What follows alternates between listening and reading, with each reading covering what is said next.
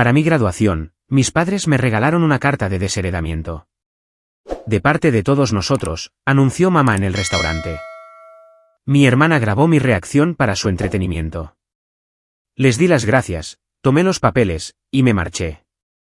No tenía ni idea de lo que yo ya había hecho. El restaurante era uno de esos lugares caros, donde los camareros vestían de negro y hablaban en voz baja. Candelabros de cristal colgaban del techo, y cada mesa tenía orquídeas frescas como centros de mesa. Mi madre, Claudia, había insistido en hacer reservaciones en romanos con 3 meses de antelación. Me dijo que era para celebrar mi graduación de la Facultad de Derecho, como la mejor de mi clase en Stanford. Toda la familia estará allí, había dicho. Debería haberlo sabido mejor. Cuando llegué, ya estaban sentados. Mi padre, Raymond, estaba sentado en la cabecera de la mesa con su traje azul marino, el mismo que usaba para las reuniones de la junta directiva. Mi hermana, Miranda, estaba al lado de mi madre, con su teléfono ya en la mano. Ni siquiera levantó la vista cuando me acerqué. Mi cuñado, Quentin, me dio un asentimiento incómodo. Él siempre había sido el único decente entre ellos, pero hacía mucho tiempo que había aprendido a mantener la boca cerrada. Ahí está ella, anunció Claudia, con su voz cargada de esa dulzura artificial que significaba problemas. Nuestra graduada. Me senté, alisando mi vestido. Llevaba algo sencillo pero elegante, azul marino con un escote modesto. Mi ceremonia de graduación había sido 3 días antes. Ninguno de ellos había asistido. Claudia había afirmado que tenía un almuerzo benéfico. Raymond tenía un torneo de golf. Miranda se estaba haciendo las uñas. La cena comenzó con bastante normalidad. Raymond pidió una botella de vino costosa sin consultar a nadie. Claudia habló sobre su próximo viaje a los Hamptons. Miranda se quejó de que su diseñador de interiores no entendía su visión para la cabaña junto a la piscina. Yo empujé la pasta alrededor de mi plato y esperé. Llegó el postre, tiramisú para la mesa. El teléfono de Miranda se levantó, apuntando directamente hacia mí. La pequeña luz roja de grabación brillaba en la tenue iluminación del restaurante. Entonces, cariño, comenzó Claudia, metiendo la mano en su bolso de diseñador. Tu padre y yo hemos estado discutiendo tu futuro. Sacó un sobremanila y lo colocó sobre la mesa entre nosotras. El papel era crujiente, legal y formal. Hemos decidido que es hora de que aprendas a valerte por ti misma, agregó Raymond, con su voz cargada de ese tono condescendiente, que usaba cuando explicaba por qué no financiaría uno de los viajes de compras de mi madre. Ahora eres abogada. Ya no nos necesitas. Mi corazón martilleaba en mi pecho, pero mantuve mi rostro neutral. Años de cenas familiares me habían enseñado a ocultar mis reacciones. Hemos hecho que nuestros abogados redacten el papeleo, continuó Claudia, deslizando el sobre más cerca. Esto rompe formalmente todos los lazos financieros y legales entre nosotros. Ya no eres beneficiaria de ningún fideicomiso, testamento, o activo familiar. Es por tu propio bien, dijo Raymond, tomando un sorbo de su vino. Nos lo agradecerás más tarde. El teléfono de Miranda se mantuvo firme, capturando cada segundo. Sus labios se curvaron en una sonrisa que no se molestó en ocultar. Abrí el sobre. Dentro había documentos oficiales, notariados y firmados. Una carta de desheredamiento, tan formal como se puede ser. Lenguaje sobre la eliminación del testamento, el cese de todo apoyo financiero, y la terminación del acceso a las cuentas familiares. Habían sido minuciosos. De parte de todos nosotros, anunció Claudia, haciendo un gesto alrededor de la mesa. Sus diamantes atraparon la luz, los mismos diamantes que mi abuelo le había dado a mi abuela, antes de que Claudia hiciera que volvieran a montar las piedras en algo más moderno. Leí los papeles lentamente, dejando que el silencio se extendiera. Miranda seguía grabando, probablemente esperando que yo llorara. Que suplicara. Que hiciera una escena de la que pudieran reírse más tarde en su club de campo. En cambio, doblé los papeles cuidadosamente y los volví a colocar en el sobre. Luego levanté la vista y sonreí. Gracias, dije simplemente. Claudia parpadeó. ¿Qué? Dije, gracias. Esto es muy generoso de su parte. Me levanté, recogiendo mi bolso.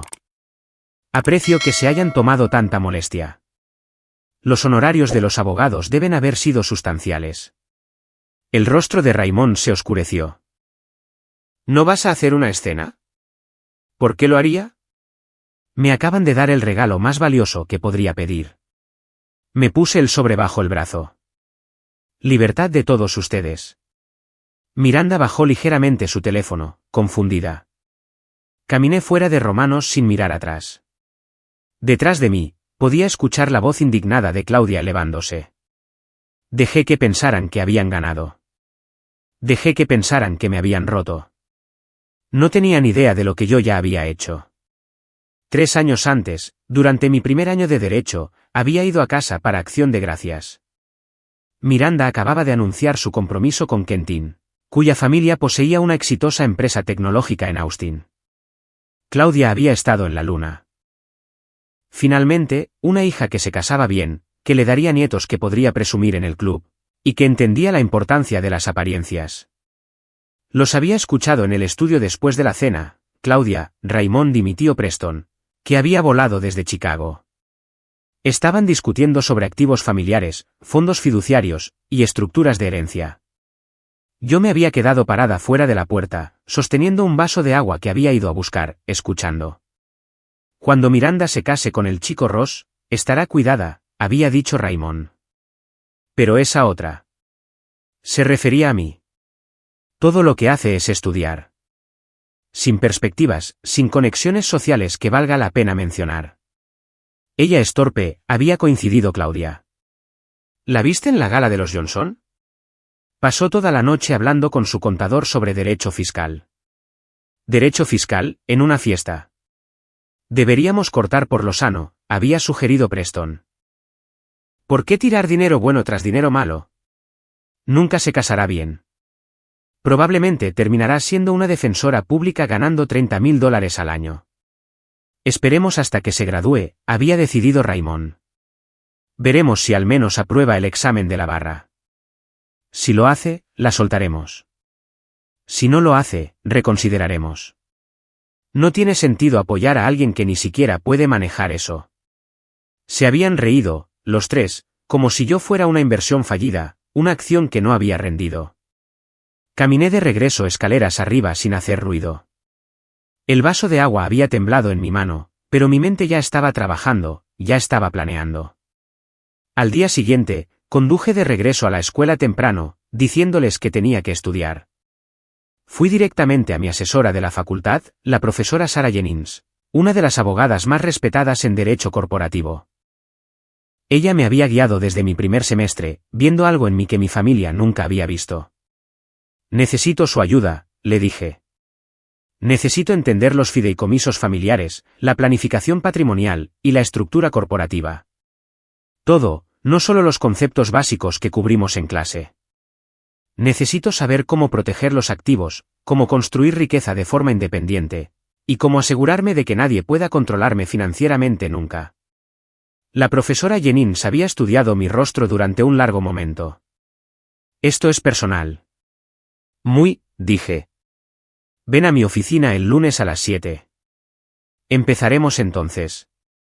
Durante los siguientes 3 años, la profesora Jennings me dio una educación dentro de una educación. Me presentó contactos en planificación patrimonial, derecho corporativo y banca de inversión. Aprendí todo sobre gestión patrimonial, protección de activos e independencia financiera. Trabajé en pasantías que no tenían nada que ver con mis planes de carrera eventuales, pero que tenían todo que ver con entender cómo funcionaba realmente el dinero. Durante mi segundo año, comencé a hacer consultoría por mi cuenta. Pequeños casos al principio, empresas que necesitaban revisiones de contratos, nuevas empresas, startups, que necesitaban estructuras legales. Cobré tarifas razonables y construí una reputación por ser minuciosa, rápida y discreta. Se corrió la voz en la comunidad tecnológica, especialmente en Silicon Valley. Para mi tercer año, tenía suficiente ahorrado para invertir. Encontré una startup llamada DataStream, 3 desertores de Stanford con un enfoque revolucionario para la seguridad cibernética. Su tecnología era brillante, pero su estructura comercial era un desastre. Ofrecí arreglar su marco legal corporativo a cambio de capital. El 2% de la empresa, acordaron. La compañía pasó de 3 personas en un garaje a 50 empleados en 6 meses. Para cuando me gradué, DataStream acababa de ser adquirida por una importante corporación tecnológica por $800 millones. Mi participación del 2% valía $16 millones. Lo mantuve en silencio. No se lo dije a nadie, ni siquiera a Quentin, quien lo habría entendido. El dinero estaba en cuentas de inversión, diversificado y protegido por estructuras legales que yo misma había construido. Mi familia no tenía idea. Pensaban que solo estaba estudiando, solo siendo su aburrida y torpe hijita que no podía conseguir un marido. La semana anterior a la graduación, hice que mi propio abogado redactara los documentos. Una renuncia formal a cualquier reclamo futuro sobre los activos familiares. Un ataque preventivo para protegerme si alguna vez intentaban volver más tarde reclamando que les debía algo. O que mi éxito se basaba de alguna manera en su fundación. Había estado planeando presentárselo yo misma, junto con algunas palabras selectas sobre lo que podían hacer con su dinero, pero se me adelantaron. Y al hacerlo, lo hicieron mucho más dulce. Conduje hasta mi apartamento en Palo Alto, uno pequeño de una habitación que había estado alquilando durante el último año. Todo lo que poseía cabía en mi coche. Me había preparado para este momento, incluso si no sabía exactamente cuándo llegaría. El apartamento se sentía diferente cuando entré. Más ligero, de alguna manera, a pesar de las cajas que necesitaba empacar. Me serví una copa de vino y me senté junto a la ventana, observando las luces del campus de Stanford parpadear en la distancia. Este lugar había sido mi santuario durante 12 meses, pero era hora de seguir adelante. Hora de entrar en la vida que había estado construyendo en secreto. Pensé en el día en que firmé el papeleo de DataStream. Los fundadores se habían mostrado escépticos al principio, cuando una estudiante de Derecho se ofreció a revisar su estructura corporativa a cambio de capital, en lugar de efectivo. Habían tenido abogados antes, unos caros de grandes firmas, que cobraban tarifas por hora que apenas podían pagar y entregaban documentos genéricos que no tenían en cuenta su tecnología específica o su trayectoria de crecimiento. Había pasado 3 semanas analizando cada aspecto de su negocio, protección de la propiedad intelectual, cronogramas de adquisición de derechos de los fundadores, términos de inversión que los protegerían de los capitalistas de riesgo depredadores, y planes de opciones sobre acciones para empleados que atraerían a los mejores talentos. Les construí un marco legal que podía escalar de 3 personas a 300, sin necesidad de ser reestructurado por completo. Cuando presenté mi trabajo, su desarrollador principal, Marcus Chen, miró los documentos durante 10 minutos sin hablar. Finalmente, levantó la vista y dijo: «Esto es mejor que cualquier cosa que hayamos recibido de firmas que nos cobran $20,000. ¿Por qué haces esto por capital?» «Porque creo en lo que están construyendo», le dije. «Y porque algún día ese capital valdrá más que cualquier tarifa por hora». «¿Estás loca o eres brillante?», dijo Marcus. «Tal vez ambas cosas». Me dieron el capital. El 2% había parecido pequeño en ese momento, pero vi crecer a DataStream durante los siguientes 2 años, rastreando cada ronda de financiación, cada lanzamiento de producto, y cada expansión a nuevos mercados. Continué asesorándolos extraoficialmente, respondiendo preguntas mientras tomábamos café, y conectándolos con clientes y socios potenciales. Valoraron mi aporte lo suficiente como para aumentar mi participación al 3% sin que yo lo pidiera, finalizando el papeleo 6 meses antes de que comenzaran las conversaciones de adquisición. Cuando comenzaron las conversaciones de adquisición, Marcus me llamó personalmente. «Estamos en conversaciones con Cybercore. La oferta es sustancial, pero no firmaremos nada hasta que revises los términos». Pasé una semana negociando en su nombre, asegurándome de que los fundadores recibieran el pago que merecían, y de que sus empleados fueran atendidos. El precio final de adquisición había sido superior a la oferta inicial en casi $100 millones. Mi participación del 3% se tradujo en $24 millones antes de impuestos. Después de las ganancias de capital y los impuestos estatales, me fui con poco más de $18 millones. $18 millones de los que mi familia no sabía nada. Había sido cuidadosa. El dinero se distribuyó a través de una entidad legal que había establecido específicamente para fines de inversión. Una LLC de Delaware que brindaba privacidad y protección. Incluso si mis padres hubieran contratado investigadores, lo cual dudaba que hubieran pensado hacer, no habrían encontrado nada que me conectara con Data Stream. Había incluido a la profesora Jennings como agente registrada, y todas las comunicaciones oficiales pasaban por un apartado postal. La copa de vino estaba vacía. Me serví otra y abrí mi computadora portátil. Correo tras correo de compañeros de clase felicitándome por la graduación, preguntando sobre mis planes, y sugiriendo que nos mantuviéramos en contacto. Respondí a cada uno con atención. Estas personas eran mi verdadera red, construida sobre el respeto mutuo y las experiencias compartidas, en lugar de conexiones familiares obligatorias. También había un correo electrónico de mi compañera de cuarto de la Facultad de Derecho, Tessa Morgan, que se había mudado a Nueva York para ocupar un puesto en una firma de prestigio. Tragos cuando estés en la ciudad, había escrito. Quiero escuchar todo sobre cómo estás arrasando en el mundo real. Tessa había sido una de las pocas personas a las que les había confiado mi situación familiar. No todo, pero sí lo suficiente. Ella me había visto trabajar hasta altas horas de la noche en mis proyectos de consultoría, mientras otros estudiantes estaban en bares o eventos de networking. Me había preguntado una vez por qué me esforzaba tanto.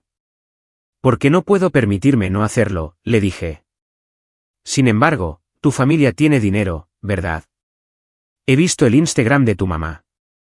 Siempre está en galas benéficas.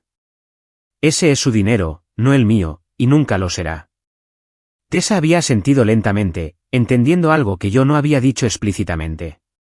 Nunca volvió a sacar el tema, pero comenzó a presentarme a personas que podrían ayudar en mi carrera. Profesores, exalumnos, abogados en la práctica privada que buscaban asociados inteligentes. Ella me respaldaba sin hacer un gran escándalo al respecto. Tomé nota mental de aceptarle esa oferta de tragos. Tal vez llevarle una buena botella de vino como agradecimiento por 3 años de apoyo silencioso.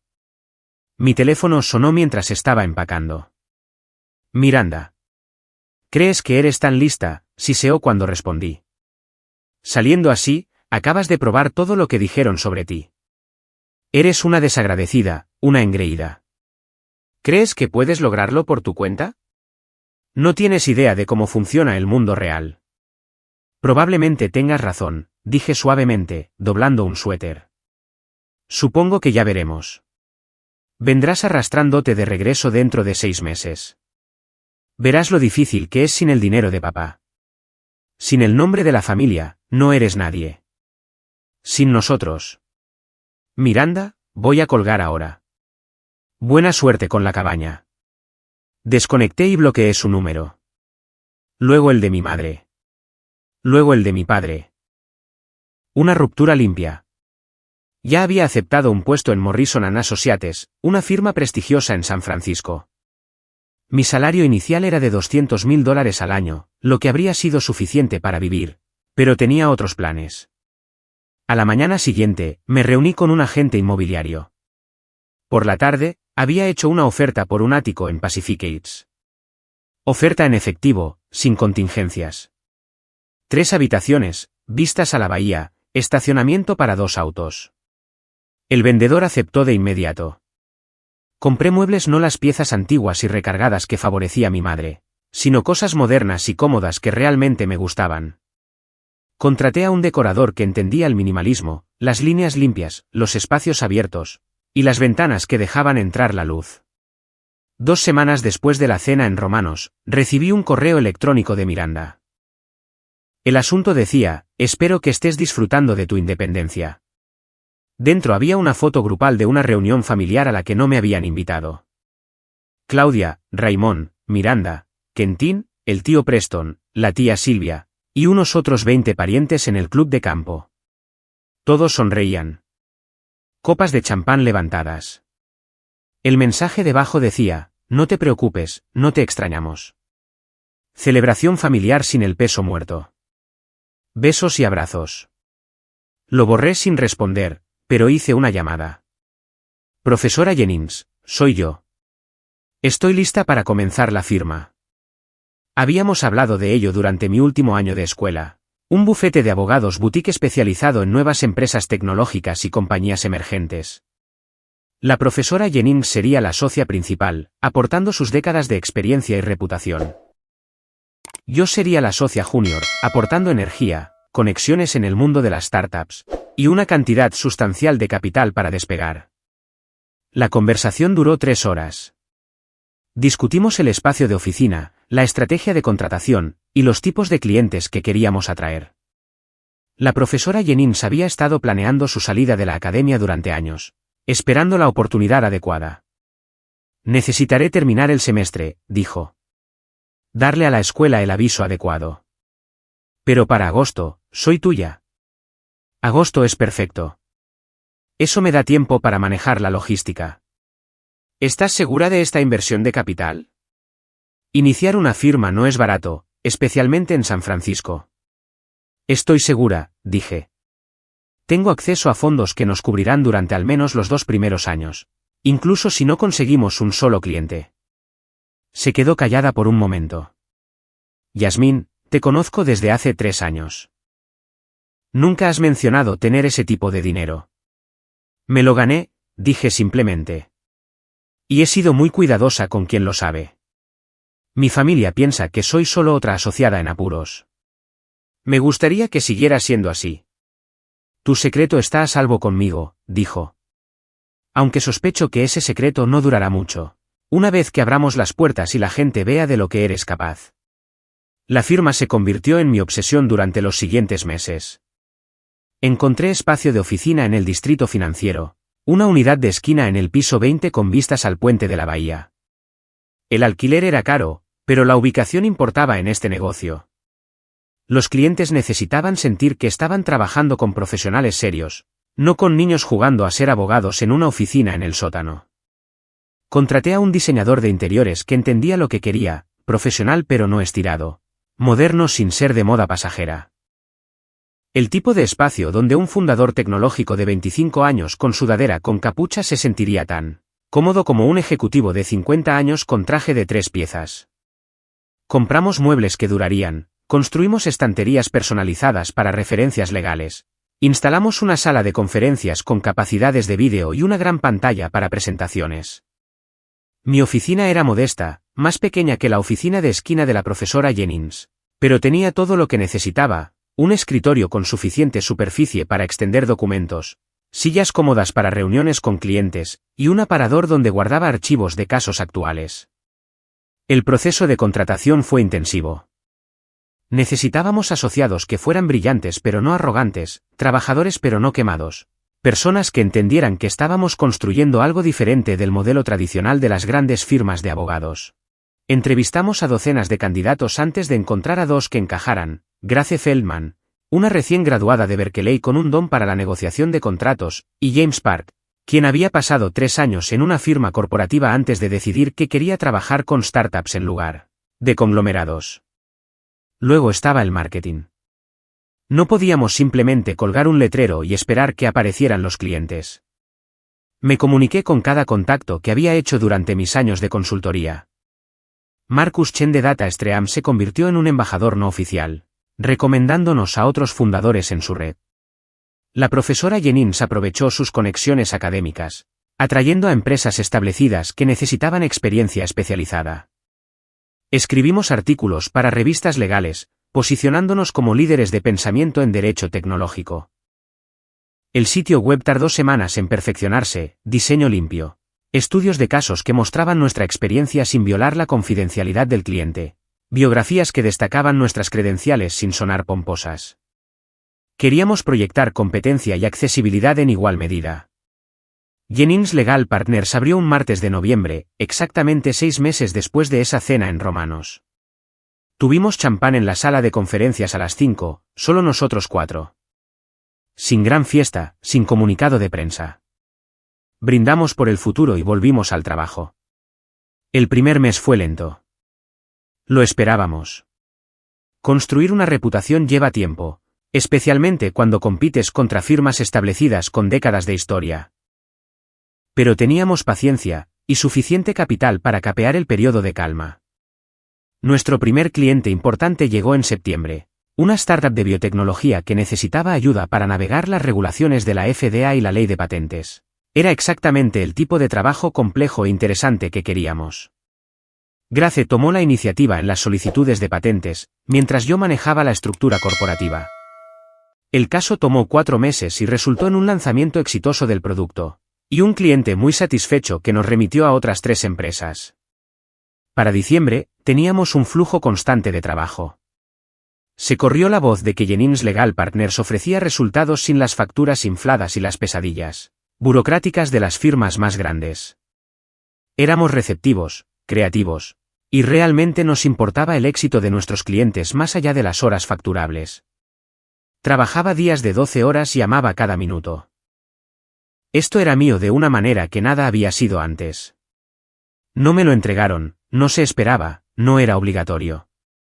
Construido desde cero a través de inteligencia, trabajo duro y planificación estratégica. Mantuvimos la firma pequeña y selectiva. Solo tomamos clientes en los que creíamos, empresas que estaban haciendo algo innovador. Nuestra reputación creció rápido. Al final del primer año, teníamos una lista de espera. Nunca publiqué al respecto en las redes sociales, nunca envié anuncios. Dejé que mi familia pensara que estaba luchando en alguna gran firma, trabajando semanas de 100 horas para socios que no sabían mi nombre. 18 meses después de la cena en Romanos, estaba tomando café con un cliente potencial en el distrito financiero, cuando escuché voces familiares. Levanté la vista para ver a mis padres entrando en la misma cafetería, en profunda conversación con un hombre con un traje caro. Claudia me vio primero, su boca se abrió ligeramente, luego se presionó en una línea delgada. Raymond siguió su mirada, su expresión enfriándose. No podían evitarme exactamente. La cafetería era pequeña, y yo estaba sentada cerca de la entrada. Hola, madre, padre, dije. Yasmín, dijo Claudia con rigidez. ¿Qué estás haciendo aquí? Reuniéndome con un cliente. Hice un gesto hacia la silla vacía frente a mí. ¿Se le hizo tarde? Veo que todavía estás. Raymond se apagó, mirándome de arriba abajo. Mi traje era de diseñador, sutil, pero caro. Mi reloj era un Cartier que me compré el día que la firma obtuvo su primera ganancia. ¿Trabajando?, preguntó. Sí, va bien. No di más detalles. ¿Sigues con esa gran firma?, preguntó Claudia. ¿Morrison algo? No, en realidad. Me fui hace aproximadamente un año. Sus rostros cambiaron, un destello de satisfacción. Aquí estaba. Estaban pensando que este era el momento en que admitía que había fallado. El momento en que pedí ayuda. Comencé mi propia práctica, continué con suavidad. Ha sido bastante exitosa. Tu propia práctica, el tono de Raymond era escéptico. Eso requiere capital. Conexiones. ¿Experiencia? Sí, así es. Sonreí. Afortunadamente, tenía las 3 cosas. Mi cliente entró entonces, salvándome de una conversación adicional. Blake Morrison, CEO de Tech Forward, una empresa valorada en $3.000 millones.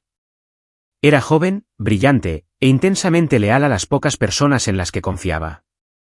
Yo había manejado la estructura legal de su empresa desde el principio. Yasmín. Cruzó la cafetería con pasos rápidos, con la mano extendida. Perdón por llegar tarde. La reunión de la junta se alargó. Me puse de pie, estrechando su mano. No hay problema, Blake. Vamos a tomar esa mesa de la esquina. Mientras pasábamos junto a mis padres, vi sus rostros, el reconocimiento amaneciendo. Blake Morrison aparecía regularmente en Forbes y TechCrunch. Todos en la comunidad empresarial del área de la bahía sabían quién era. No miré atrás. Durante el año siguiente, la firma creció. Asumimos clientes más grandes, casos más complejos. La profesora Jennings y yo hacíamos un equipo perfecto. Ella manejaba el drama de la sala del tribunal cuando era necesario, yo manejaba las negociaciones, los contratos, y las intrincadas estructuras legales que protegían las innovaciones de nuestros clientes. Compré una segunda propiedad en el Valle de Napa, una finca con viñedos de la que me había enamorado durante un viaje de fin de semana. Se convirtió en mi retiro, el lugar al que iba cuando la ciudad se sentía demasiado concurrida.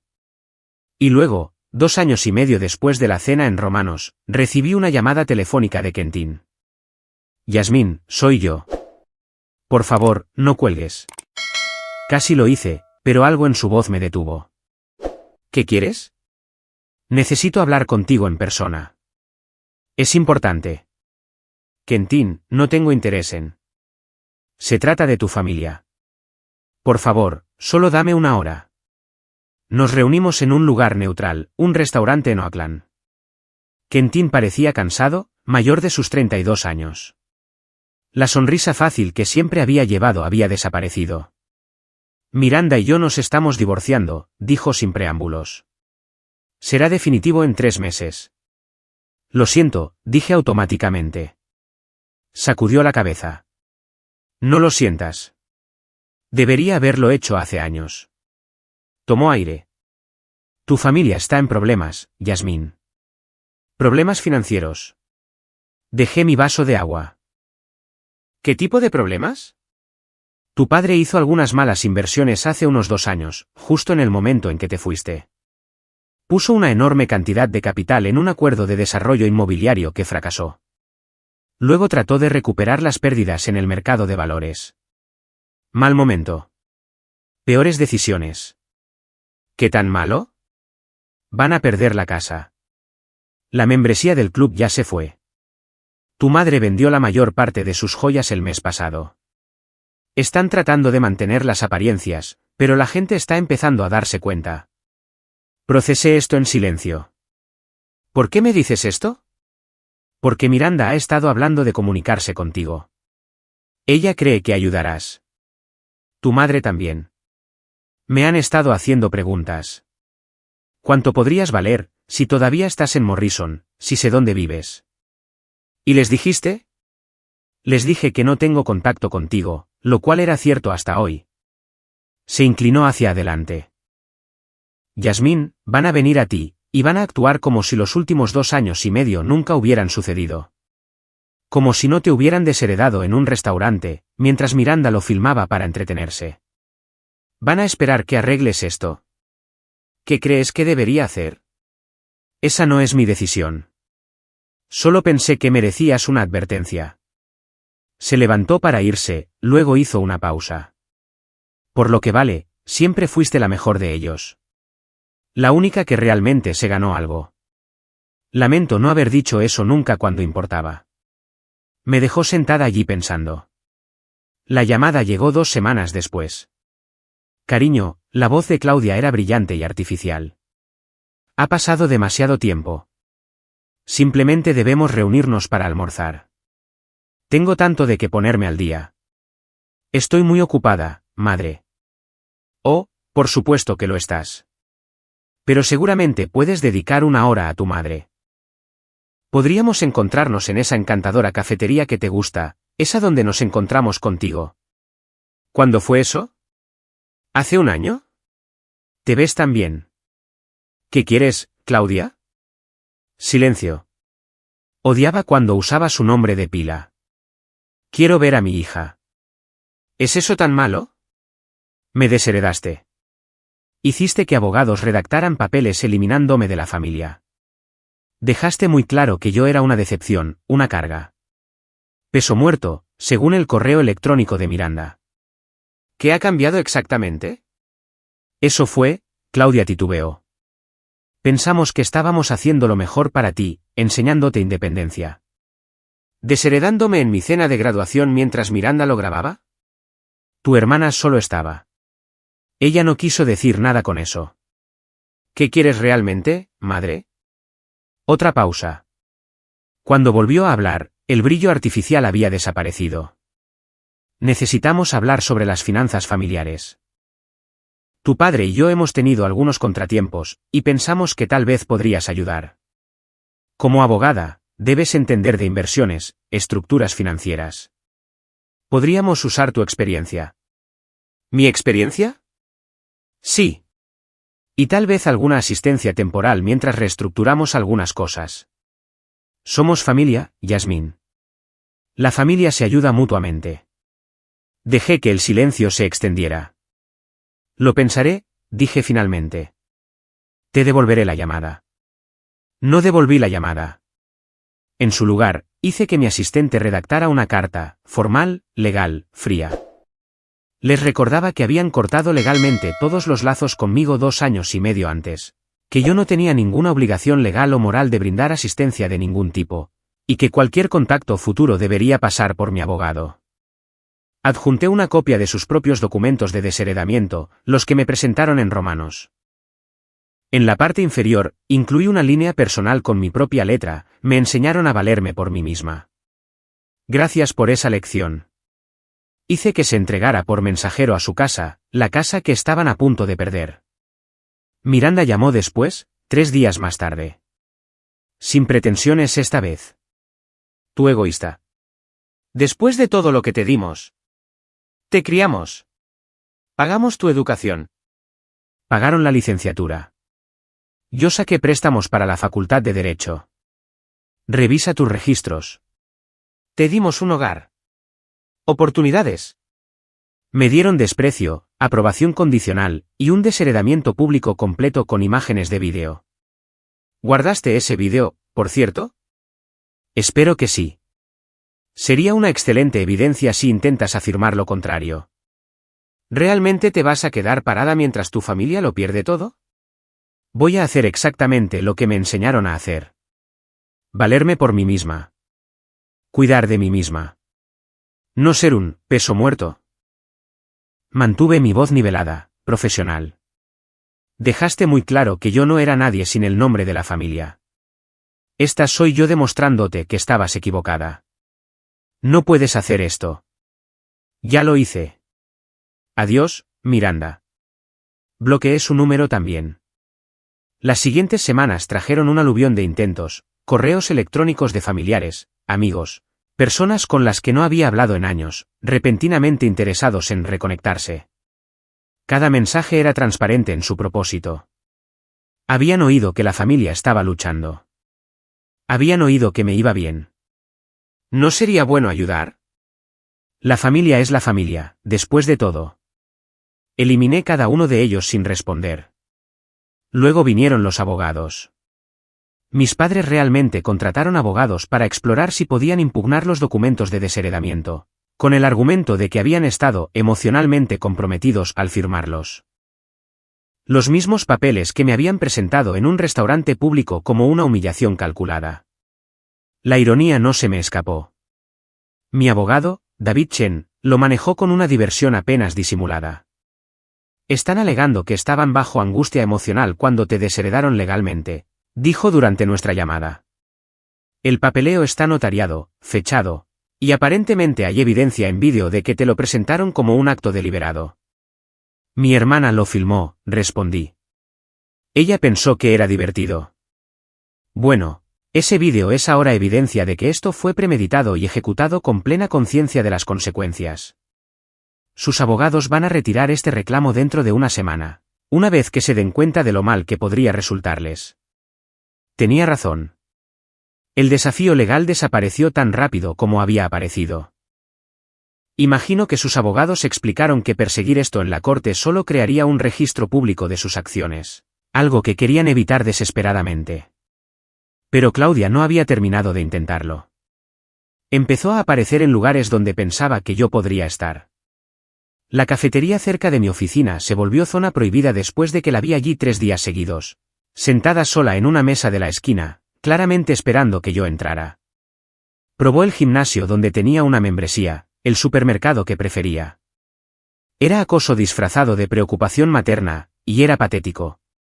Cambié mi rutina, comencé a hacer ejercicio en un gimnasio diferente, pedí comestibles a domicilio, varié mis cafeterías. Era molesto, pero me negué a dejar que ella controlara mi vida a través de un comportamiento de acecho. El punto de quiebre llegó cuando intentó acercarse a mí en un evento profesional. Estaba en una conferencia tecnológica, haciendo contactos con clientes potenciales, cuando sentí una mano en mi brazo. Claudia, vestida con lo que probablemente era el atuendo más caro que aún poseía, con una sonrisa que no llegaba a sus ojos. Yasmín, cariño, qué coincidencia. No era una coincidencia. El evento se había publicitado, y mi nombre figuraba como panelista. Ella había comprado una entrada específicamente para emboscarme. Esto no es apropiado, dije en voz baja, quitando su mano de mi brazo. Soy tu madre. ¿Cuándo no es apropiado que una madre hable con su hija? Cuando esa madre desheredó legalmente a dicha hija, y ahora la está acosando en eventos profesionales. La gente estaba empezando a darse cuenta. La sonrisa de Claudia se volvió tensa. Estás haciendo una escena. No, tú estás haciendo una escena. Y si no te vas inmediatamente, haré que seguridad te escolte fuera. No te atreverías. Saqué mi teléfono y le envié un mensaje de texto a David Chen. Envía una carta de cese y desistimiento a Claudia. Incluye los incidentes de la cafetería, el gimnasio, el supermercado y la conferencia de hoy. Si vuelve a ponerse en contacto, solicitamos una orden de restricción. Luego me volví hacia el guardia de seguridad más cercano y le expliqué la situación. Fue profesional, cortés y absolutamente firme al escoltar a Claudia fuera del edificio. Ella protestó, alegando emergencia familiar y malentendido, pero el guardia había escuchado lo suficiente de nuestra conversación como para saber mejor. Mientras se la llevaban, se volvió hacia mí. Tu padre está enfermo, Yasmín. Está teniendo problemas cardíacos por el estrés. ¿Realmente quieres eso en tu conciencia? Sentí un destello de algo. No culpa, exactamente. Tal vez solo el fantasma de viejas obligaciones, viejos patrones de pensamiento que decían que la familia significaba algo independientemente de cómo te trataran. Pero luego recordé el estudio, la risa. ¿Por qué tirar dinero bueno tras dinero malo? Probablemente debería reducir sus niveles de estrés entonces, dije uniformemente. Escuché que los procedimientos de bancarrota son en realidad bastante sencillos en estos días. El guardia se la llevó. Varias personas que habían presenciado el intercambio me dirigieron miradas comprensivas. Una capitalista de riesgo con la que había esperado conectarme se me acercó después de que Claudia se fue. ¿Problemas familiares?, preguntó. Exfamilia, corregí. Me desheredaron legalmente. Ahora quieren volver a entrar porque resulté exitosa. Se rió. Tuve un tío que intentó algo similar. Me echó de la casa a los 18 años. Me dijo que nunca llegaría a nada. Intentó pedirme dinero prestado 10 años después. Algunas personas solo te valoran por lo que puedes darles. Exactamente. Me caes bien, dijo. Tomemos un café la próxima semana. Tengo una empresa de cartera que necesita trabajo legal. Esa conversación por sí sola hizo que la incomodidad de la emboscada de Claudia valiera la pena. La carta de cese y desistimiento salió al día siguiente, y el acoso finalmente se detuvo. Raymond intentó un enfoque diferente. Envió una carta física a mi oficina, evitando el correo electrónico y las llamadas telefónicas que sabía que yo había bloqueado. El sobre era grueso, papelería cara que reconocí de su escritorio en casa. Dentro había una carta escrita a mano, de 3 páginas. Casi la tiré sin leerla, pero la curiosidad ganó. La carta comenzaba con una especie de disculpa. Reconocía que el desheredamiento se había manejado mal, y que tal vez las emociones estaban más altas de lo que deberían haber estado.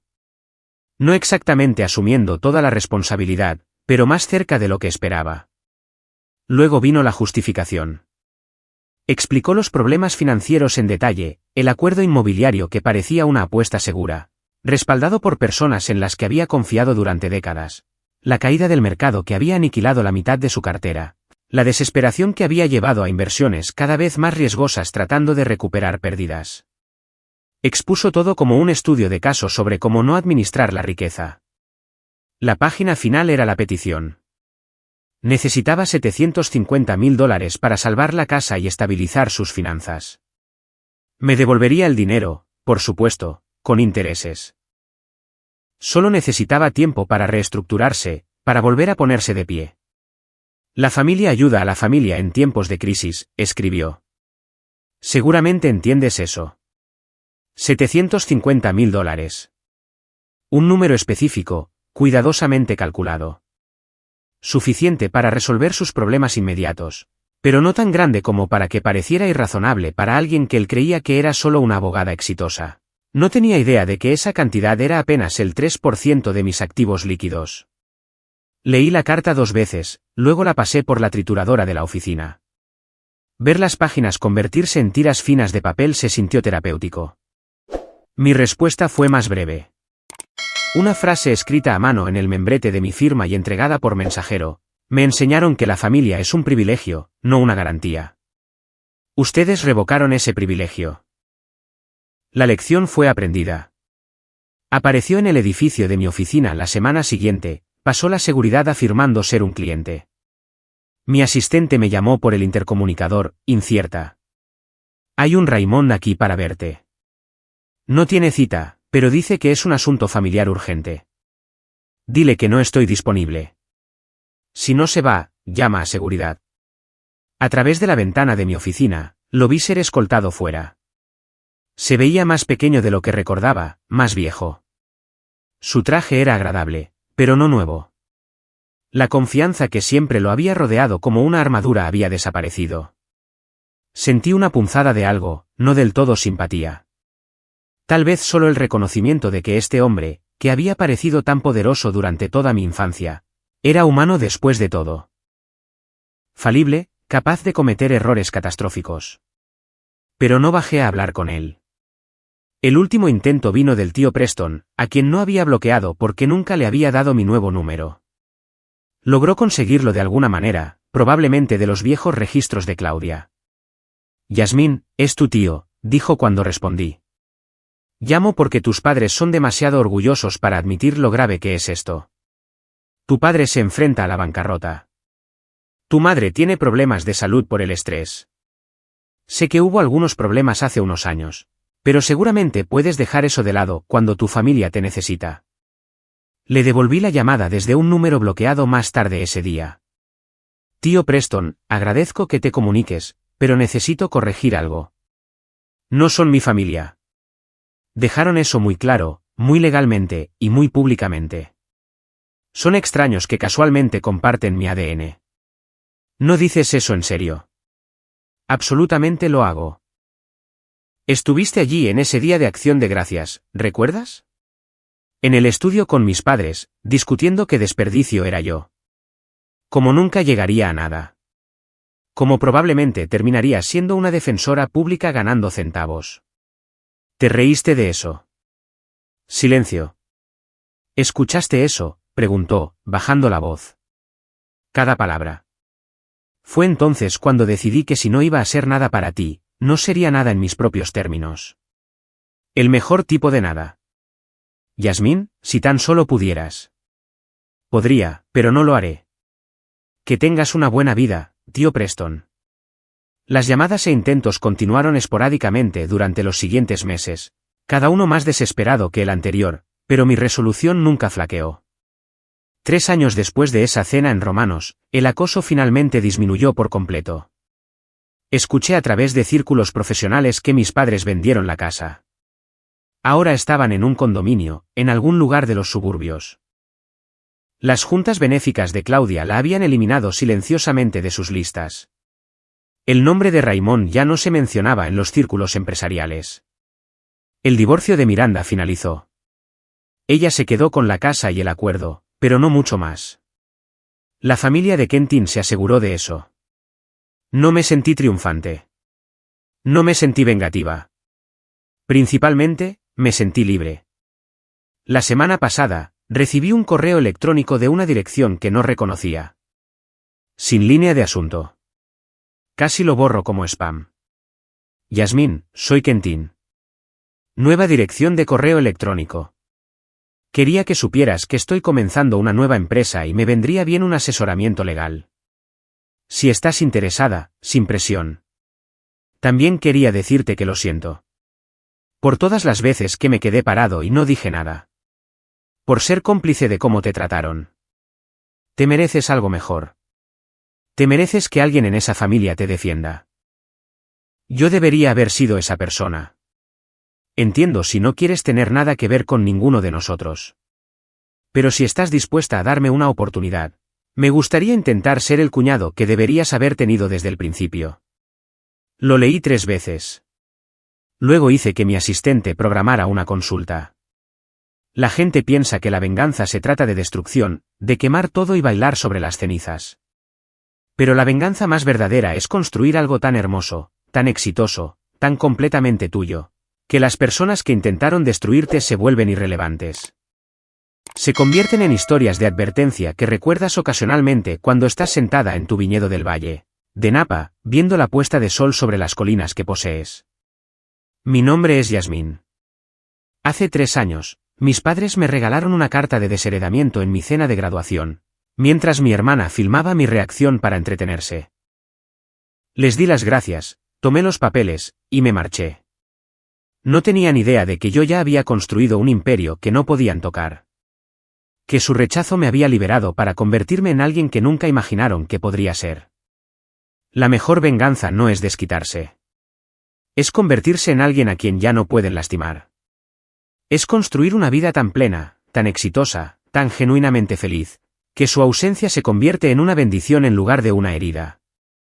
Nunca necesité su dinero, su nombre, o su aprobación. Solo necesitaba que se apartaran de mi camino. Y eso es exactamente lo que hicieron. 3 meses después de mi última interacción con el tío Preston, visité el viñedo durante el fin de semana. El aire en Napa era fresco, del tipo que lleva el aroma de las uvas y la tierra mucho después de que termina la cosecha. La gerente de la finca me recibió en la puerta con actualizaciones, rendimientos, personal, próximas catas de vino para posibles inversores. Escuché, asentí, y luego le dije que me tomaría el resto del día libre. Caminé sola por las hileras, con las yemas de los dedos rozando las vides que ahora estaban desnudas. Esta tierra había sido mi santuario, la prueba silenciosa de que todo lo que tenía, lo había construido yo misma. Al atardecer, me senté en la terraza con vistas al valle. El cielo era dorado desvaneciéndose en violeta. El tipo de vista que el dinero no puede comprar, porque exige paz para apreciarlo. Mi teléfono vibró. Un correo electrónico de Grace, una de mis asociadas en la firma. Asunto, propuesta de expansión. Adjunto había un borrador que describía un plan para abrir una segunda oficina en Los Ángeles. Era ambicioso pero sólido. Sonreí, bebiendo el vino que había producido bajo mi propia etiqueta, Jasmine Sellers. Hace 3 años, mi familia se habría reído de la idea de que yo dirigiera un negocio, y mucho menos varios. Lo habrían llamado poco realista, impropio, poco femenino. Ahora, la gente en mi industria lo llamaba visionario. Presioné responder. Parece prometedor. Discutámoslo el lunes por la mañana. Luego dejé el teléfono, viendo desaparecer la última franja de sol detrás de las colinas. A veces, la libertad no parece victoria o celebración. Parece calma. Suena a silencio donde solía vivir el caos. Se siente como saber que no le debes nada a nadie que haya intentado hacerte pequeña. Cuando pensaba en Raymond y Claudia, ya no sentía ira. Tampoco sentía lástima, solo distancia. Una separación limpia y misericordiosa entre quienes eran ellos y en quien me había convertido yo. Habían construido sus vidas en torno a las apariencias, y esas apariencias se habían derrumbado. Yo había construido la mía en torno a un propósito, y había echado raíces. Me serví otra copa de vino, recostándome en la silla. Si alguien le hubiera dicho a la chica parada fuera de ese estudio hace años, la que sostenía un vaso de agua tembloroso, escuchando a su familia reírse de su futuro que terminaría aquí, no les habría creído. Pero tal vez ese era el punto. Cada palabra cruel, cada desprecio, cada conversación engreída a puerta cerrada. Todo eso había construido el fuego que necesitaba. No había sobrevivido a pesar de ellos. Había tenido éxito porque finalmente dejé de intentar ganar su aprobación. Pensé en la profesora Jennings, la mujer que había visto potencial donde mis padres vieron inconveniencia. Se había retirado un año antes, dejándome el control total de Jennings Legal Partners. Todavía hablábamos a menudo. Llamó la semana pasada para decir que estaba orgullosa de mí. Eso significaba más que cualquier cosa que mi familia pudiera decir. Miré una vez más al valle de abajo, donde las luces comenzaban a parpadear en la distancia como estrellas en la tierra. Libertad, paz, legado.